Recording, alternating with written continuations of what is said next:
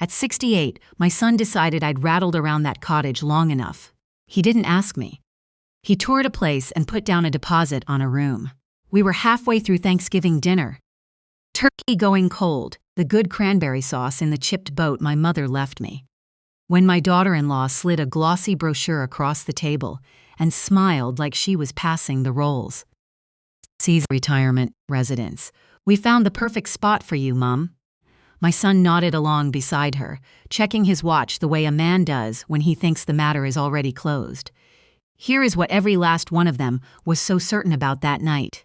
Whose cottage was whose. They had it backwards, and that brochure wasn't even the worst thing sitting on my table. I set down my fork. I let the kitchen go quiet. Just the furnace ticking and the rain hitting the window over the sink. Then, I said one calm sentence that pulled the floor right out from under every plan they'd made without me. If you've ever been the quiet one at the table, the one everybody assumes will just go along to keep the peace, then pour yourself a tea, because I made this for you. If a piece of it sounds like your own life, tell me in the comments which part of the country you're listening from, and stay to the end. The end is where it turns. Let me tell you who I am, so the rest of it sits the way it should. My name is Maureen, and I spent 31 years working in the land registry office in our county, back when it was paper, and then through every painful year they dragged us onto the computers. Deeds, parcel registers, surveys, the long, careful chain of who owns what and how you can prove it. I read property descriptions until I dreamed in meets and bounds. People think it's dull work. I never did. A title tells you the truth about a thing, even when every person standing in the room is lying. My husband, Gordon, past the winter I turned 51. A heart attack out on the driveway with the snow shovel still in his hands, and our boy not yet old enough to drive himself to the funeral. So I finished raising the two of them on a registry clerk's wage, and I did it without anyone's help, because there wasn't any to be had. I kept the house in town. I held on to the cottage up in Muskoka that Gordon and I had scrimped for in the 70s, 2 rooms and a wood stove and a dock that needed replacing every decade. And quietly, over the years, while everyone assumed I was just getting by, I paid both places off, built up my RRSP, and put a little aside in a TFSA the way the bank lady showed me. A widow who keeps her own books is a dangerous thing. Nobody seems to remember that until it's too late. Lately, my family had taken to talking about me in those soft, careful voices. Mum's slowing down. Mum repeats herself. Did you notice she forgot the Wi-Fi password again? I did not forget the password. I changed it and didn't tell them. There's a difference, though it suits certain people not to see it. I stopped explaining myself to anyone who'd already decided what I was. Gordon used to say I had a clerk's patience. Watch, wait, sign last. I had a line taped to my monitor for 3 decades. Title doesn't care who sleeps in the house, only whose name it carries. I never once thought I'd need that old saying at my own Thanksgiving table. The dinner was my daughter-in-law's idea, which should have been my first warning. She is not a woman who hosts, and she certainly does not drive an hour and a half north to do it at my place. So when she phoned in September and said she'd handle everything, "Just come, Mum, just relax," I noticed. I notice for a living. They came up the Friday before the long weekend. My son and my daughter-in-law, my granddaughter, she's 17, the only one of them who hugs me like she's glad I'm still here. And I'd asked my daughter to come too, the middle one, the one who's always caught between everybody. I'd also invited my oldest friend, who I'll call my friend because she's earned more privacy than I can give her here. We worked the registry together for 20 years. My daughter-in-law's face did a small thing when she saw her car in the lane. She hadn't planned on a witness. She was warmer than I'd seen her in a decade. She touched my arm twice before the soup. She asked about my blood pressure, my hip, whether the stairs up to the loft were getting to be too much, whether I still felt safe out here on the lake road in the winter, all on my own. My son kept glancing at the canvas tote by her chair. Not at his phone, at the tote. "You look worn out, Mum," my daughter-in-law said, tipping her head. "Doesn't she look worn out?" "I look 60, I said. "It's the going rate." My granddaughter laughed into her ginger ale. My friend caught my eye across the bread and said nothing. because she'd sat through enough quiet wars in our line of work to know the look of a table being set for a deal you haven't been told about. So I let them warm me up. I poured the gravy. I asked after my son's job, which he'd been vague about since spring. My daughter-in-law complimented my cardigan, then complimented it a second time, and that's how I knew the ask was coming. Because a person only flatters you twice when they're about to take something. She waited until the plates were cleared. Smart, in its way. You don't make the pitch with food still in front of people. Mum, my son and I have been worried, she said. Really worried. And then she reached into the tote. The brochure was thick and glossy and smelled like a magazine. Cedar Glen, a silver-haired woman on the cover, laughing at a watercolor class she would never in her life actually sit through. Underneath it, my son slid out a thinner folder, and I clocked the corner of a form before he covered it with his forearm. We toured it last week, my daughter-in-law said. It's beautiful, Mum. Assisted living, all your meals, nurses on call, no more plowing that lane, no more wood stove, no more worrying about you up here. You'd love the gardens. You toured it, I said, without me. We didn't want to overwhelm you, my son said, in the smooth voice he uses when he's already rehearsed the next 3 sentences. It's safer. It's the responsible thing. It's $5,800 a month, I said. I'd read the fine print on the back while it lay there. Who's paying that, exactly? My daughter-in-law's smile pulled tight at one corner. We thought, we'd sell the cottage, she said. It's just sitting there. It's worth a fortune now, the way the lake's gone. We sell the cottage, that frees up the money, and you're set for years. It makes sense, Mum. It's the smart play. There it was. The cottage. My cottage. And then she said the thing she'd come to say, the thing they'd practiced in the car on the way up, I'd bet my registry pension on it. She lowered her voice so it carried to the whole table. You've been having episodes, Mum. The stove. The wandering. We have a doctor lined up who can do an assessment. We just want it on paper that you're not, that you can't quite manage on your own anymore, for your own protection. The word assessment sat on the table like a dropped knife. My granddaughter went still next to me. My friend set down her water glass very, very slowly. My son edged the thin folder a half-inch out from under his arm, and I saw the top of it now, the heading, the kind of document you only bring to a dinner when you think the signature's already coming. They weren't worried. Worry doesn't tour our residencies. Worry doesn't price your cottage. Worry doesn't bring a capacity assessment to Thanksgiving. This was a plan dressed up as concern, and they'd been working it for weeks. So I did the only thing I'm truly good at. I looked at the brochure, I looked at my son, and I picked up my tea because what I was about to say deserved a steady, unhurried voice. I took my time. I drank. I set the mug down on the coaster without a sound. That's a lovely brochure, I said. Very glossy.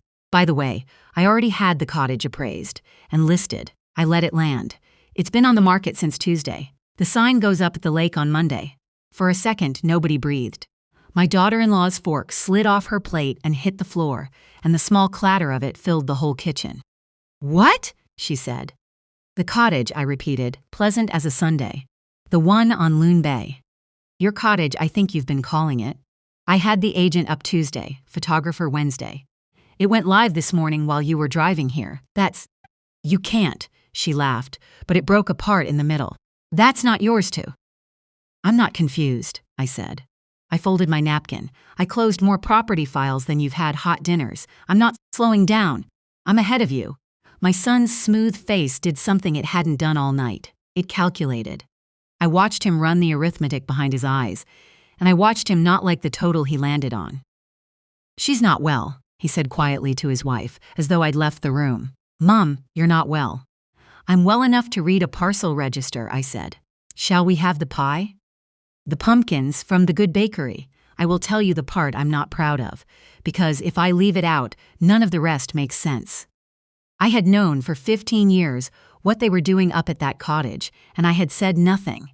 After Gordon died, my son and his wife went through a rough patch. Money, mostly, his and never quite enough of it, and they started spending summers at the lake. Then most of the year, then they were storing their things in the loft and calling it home and telling people at their church it was the family cottage, as though family meant theirs. The title never changed. Not for one day. It said Maureen, the way it had since 1974. But I let them believe what they wanted to believe, because I thought, in the soft, foolish way you think about your own children, that the kindness would speak for itself, that they'd know what I'd given them, and love me a little for it, and never need to be reminded. That was my mistake. Not pride. I trusted silence to do the work that only plain words can do. Because here is what 15 years of being too gentle gets you. A son who has so completely convinced himself the cottage is his that he has started to act like it. And I do mean act. The Tuesday I'd had the appraiser up, I'd also done what any old registry clerk does when something smells wrong. I pulled the parcel register on my own property. Title searches are easy now. You don't even have to leave the kitchen table. And there, registered against my cottage 3 months earlier, was a charge. A line of credit. $190,000, secured against a property that has never had any name on it, but mine. I sat at this table and I read it 4 times before my hands would stay still. He'd needed 2 things to pull that off. He'd needed a power of attorney for property that named him as my attorney. And he'd needed a lender to believe I lacked the capacity to act for myself so that he could act in my place. The POA he'd had. I'd signed one, years ago, both my children named together.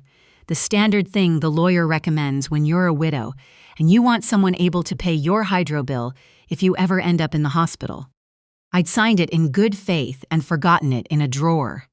But a power of attorney for property in this province only lets your attorney step in for you fully once you're shown to be incapable.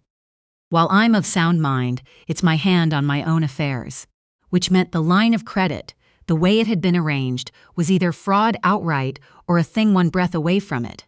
And the only way to finish the job, the only way to make the whole scheme legal after the fact and sell the cottage out from under me to clear that debt, was to get it on paper from a doctor that I couldn't manage anymore. That assessment they'd lined up for Thanksgiving wasn't to protect me. It was the missing signature on a forgery. I didn't say any of this at the table that night. I let them stew in the listing instead. Let them think it was a cottage spat, an old woman being difficult about a sale. My daughter-in-law went up to the loft and came down sharp-eyed. My son got on his phone in the driveway in the rain. My daughter, the middle one, the one who'd come up not knowing what she'd walked into, kept looking at me like she was trying to read a page in a language she'd half forgotten. "Mom," she said quietly, while the others were out of the room, "what is going on?" And I said, "In time, sweetheart." I needed her to see it for herself. People only believe the thing they discover. My granddaughter helped me with the dishes. At the sink she leaned in and whispered, "Grandma, you're not losing it, are you?" And I said, "No, my girl. I'm the sharpest one in this house, and that's exactly the problem." She laughed, but her eyes had tears in them, and she squeezed my arm under the suds. And that was the moment I knew for certain I had at least one ally under that roof. They left Sunday. My daughter-in-law hugged me at the door, dry and quick, and said, "We'll talk about all this when you've calmed down, Mum," in that voice you'd use on a dog near a hot stove. I smiled and said I looked forward to it. I did, rather. Then I went to work, the only way I know how, quietly, in order, sign last. Monday I drove into town and saw a lawyer. Not the family one, a new one, a sharp young woman who specializes in exactly this and didn't blink when I laid it out. We pulled the registered charge and printed it. We pulled the parcel register, clean and current, my name and only my name. We made certified copies of everything. And yes, I photographed the lot on my own phone first, every page, because I have watched too many people lose the only proof they had by handing the original to the wrong set of hands. I will never understand the woman who sees the evidence and doesn't take a picture. I took 40. Tuesday, I booked a full capacity assessment of my own, a geriatric specialist, a proper one, the kind a court respects. I sat through 2 hours of memory tasks and clock drawing and questions designed to trip up a failing mind. And at the end, the doctor signed a report that said, in language no lawyer could wriggle around, that my cognition was intact across every domain. No impairment. Competent to manage my own property and my own person. Dated, signed, sealed. While my son was pre-selecting my room at Cedar Glen, I was building the wall he'd break himself against. Wednesday, I revoked the old power of attorney. Both children named, gone, in writing, served properly so no one could claim they hadn't heard. I signed a new one naming my friend from the registry and my lawyer jointly. 2 people who would sooner walk into the lake than touch a cent of mine that wasn't owed. And I moved everything. The house in town, the cottage proceeds to be, the RRSP, the savings, into a structure my lawyer set up so that no attorney, no court application, no panicking son could reach it without my living, knowing signature. And the cottage offer came in Thursday. A young couple from the city, a baby on the way, wanting exactly the lake life Gordon and I had wanted in '74. $462,000, firm, closing the 1st of November. I accepted it that afternoon. Then I phoned my son and asked him, sweet as pie, if he'd gather the family. I said I'd been thinking about everything they'd raised and that they were right. It was time we all sat down and talked it through properly, the whole family, so no one felt left out. I said, come Saturday. Bring whoever you like. He thought he'd won. You could hear it down the line. That's wonderful, Mum, he said. I'm so glad you're seeing sense. He even said he'd bring the doctor friend, just to keep things on track. I said, by all means. They held it at his house. At the cottage, I mean, the one he still believed was his to host in. There's a kind of nerve in that I almost admired. I drove up Saturday with my friend in the passenger seat and a cedar box on the back seat. Inside it, the title, the registered charge, my clean assessment, the revoked POA, the new one, the trust papers, the accepted offer, and one photograph I hadn't decided yet whether I had the heart to use. The cottage was full when I got there. My son, my daughter-in-law, my daughter, my granddaughter sulking in the corner because she'd been told this was grown-up business. A couple of cousins, they'd rounded up. 2 women from their church, who I'd never properly met, but who'd somehow been briefed on the sad decline of poor Maureen. And a man in a good blazer with a leather folio on his knee, the doctor friend, who looked like he charged by the quarter hour. They'd arranged the chairs like a tribunal. They sat me in the soft armchair facing all of them, the way you'd seat the accused, and my daughter-in-law started in with a voice like warm milk. Mum, we love you. We just want what's safe. We've all noticed the changes. We've asked Doctor to help us understand where you're at. The man in the blazer opened his folio. He had a single page in it, a form, half filled. My son said, we just need you to answer a few questions for the doctor, Mum, that's all, and then we can all stop worrying. I set the cedar box on my lap. I folded my hands on the lid. I'd love to answer some questions, I said, but I think I'll go first. My daughter-in-law's smile flickered. The man in the blazer's pen hovered. You said I should get an assessment, I said. I agree, so I had one. And I lifted out the doctor's report and held it up so the room could see the letterhead, and I read the conclusion aloud, slow and clear. Cognition intact across all domains. No impairment. Competent to manage my own property and personal care. Signed 11 days ago by a specialist whose name your doctor will recognize. I looked at the man in the blazer. Your assessment hasn't started, I said gently. Mine's finished. Mine has a signature. Yours has a sticky note. He closed his folio. He'd done 100 of these, you could tell, and he knew the sound a job makes when it dies under him. My son said, Mom, that doesn't change. It does, actually, I said, and I lifted the next page. This is the parcel register for this cottage, the one we're sitting in, the one you've called yours for 15 years. I read the name on it out loud, Maureen. Registered 1974, no transfer, no second name. Not once, not for a single day. It has never been yours. It has been mine the whole time you've been telling your friends otherwise.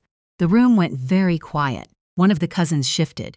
And this, I said, lifting the next page, my hand steady because I'd promised myself it would be. This is a charge registered against my cottage 3 months ago. A line of credit, $190,000, secured against a property that has never carried any name but mine. Now, I said, turning to the room, I never signed for that. So either someone forged a power of attorney to put it there, or someone leaned on a lender with a story about an old woman who couldn't speak for herself. Either way, that's not a family disagreement. That's fraud. And there's a word the bank uses for it too, and an officer who takes the report. My son had gone the color of the tablecloth. My daughter-in-law's mouth opened and nothing came out. I set that page down and picked up the last of it. And in case anyone in this room still has plans for my house or my savings, I said, everything I own is now held where no attorney and no court application can reach it without me, alive and willing, signing my own name. I arranged that 2 weeks ago while you were choosing my curtains at Cedar Glen. You can't move a woman, I said, who owns the room. My daughter, the middle one, who'd walked into all of this blind, stood up. She was looking at her brother now, not at me, and her voice shook. Tell me you didn't, she said to him. Tell me you didn't put a loan on Mum's cottage. Tell me that's not what this is. And he couldn't tell her anything, because there it was on the page in my hand, and she sat back down with her hand over her mouth, and the room turned. You could feel it turn. They looked at the steady old woman with the box of papers, and they looked at my son going gray in the good chair, and the verdict in that room changed sides without a word. My daughter-in-law tried the only move she had left. She got loud. Don't listen to her, she said, rising, sweeping a hand at me. This is exactly what I've been telling you. She fixates. She makes up stories. She thinks she owns. I own it, I said. The bank thinks so. The land titles office thinks so. The buyers closing the 1st of November think so. I have the offer right here. $462,000. They're a young couple, expecting. They're going to put a crib in the loft where you've been storing your skis. She sat down hard. Then I did the thing I dreaded most, the thing I almost left in the box. I took out the photograph and I turned it around. It was my son at 30, holding his newborn daughter, on this very dock. The summer Gordon was still alive, all of us laughing, the lake gone gold behind them. He didn't recognize the floor he was standing on. He was sitting 6 feet from where I'd taken the picture, and he didn't know it. I bought this cottage with your father so our family would always have one true place that couldn't be taken or lost or borrowed against, I said. I kept it in my name so that no bad year of yours could ever put it at risk. I never made you thank me. I thought that was love. I thought love explained itself, and you took the one safe thing I built and you turned it into the blueprint for locking me away. I set the photograph down on the coffee table between the title and the brochure. Concern is a gift, I said. You sent me an invoice. My son finally spoke, and it wasn't to apologize. He smoothed his jacket and said, flat as a shut door, we'll see what my lawyer says. And he stood and he walked out of the cottage that was never his, into the rain, and he didn't look back. No remorse, just arithmetic that hadn't gone his way. My daughter-in-law went after him. The man in the blazer was already gone. I never even saw him leave. The cousin suddenly remembered somewhere else to be. The 2 church women gathered their coats and mumbled the embarrassed kind of apology, the kind that comes far too late to count for much fun, but counts for something all the same. My daughter stayed. She knelt by my chair and cried, and she said, I didn't know, Mum. I swear to God I didn't know, and I believed her, because I'd watched her find it out in real time, in that room, the worst way there is. My granddaughter stayed too, and my friend, and the 4 of us sat in the cottage with the rain on the roof, and for the first time in years the quiet in that place was a quiet I'd chosen, not one I'd been told to keep. Here's how it all landed. In the plain numbers I trust more than feelings. Because the registry taught me that numbers don't perform grief. They just tell you what happened. The cottage closed on the 1st of November. $462,000, clean. The young couple's baby came in the spring and sleeps now in the loft where my own children once slept, and I think Gordon would have liked that more than he'd have liked any of us. Before a dollar of it touched me, my lawyer cleared that $190,000 charge straight off the title, because a charge built on a forged authority doesn't survive contact with a competent owner and a sharp solicitor. The lender's fraud team made some calls. I'm told my son is now talking to a different kind of lawyer than the one he threatened me with, and that this kind he has to pay by the hour, and that the OPP have a file open with his name on it. That was his to fix, not mine. I didn't have to do a thing but tell the truth and keep the receipts. The capacity assessment was never filed against me because you cannot bring an incapacity case against a woman holding a clean specialist's report. The man in the blazer evaporated. No fee, no case, no folio at my door again. A handful of cousins phoned to apologize. I accepted, and I quietly noted which ones never called at all. My daughter and I are closer now than we've been since she was a girl. Some things have to break all the way down before they can be set right. My granddaughter texts me a heart most mornings, and last weekend she asked if I'd teach her how to read a title search, and I nearly wept into my tea. My son sent me one message, weeks on. I only ever wanted what was best for you, Mum. I can't believe you'd do this to your own family. Not a word of sorry in it, just a fresh bill, made out the way the manipulative always make them out, with the victim's name in the blame line. I read it once. I didn't answer. Some letters don't earn a reply, only a drawer closed gently on them. And I'll tell you the boundary I drew, because so many of you write to say I'm too soft at the end of these. Not this time. My door is not open to him. Not this year. Maybe not for many. When a person tries to have you declared unfit so they can take the roof you bought to keep them safe, you are allowed to stop catching them. I love my son. I will love him till the day I die.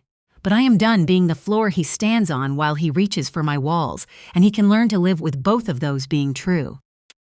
I took the Cedar Glen brochure off my counter at last.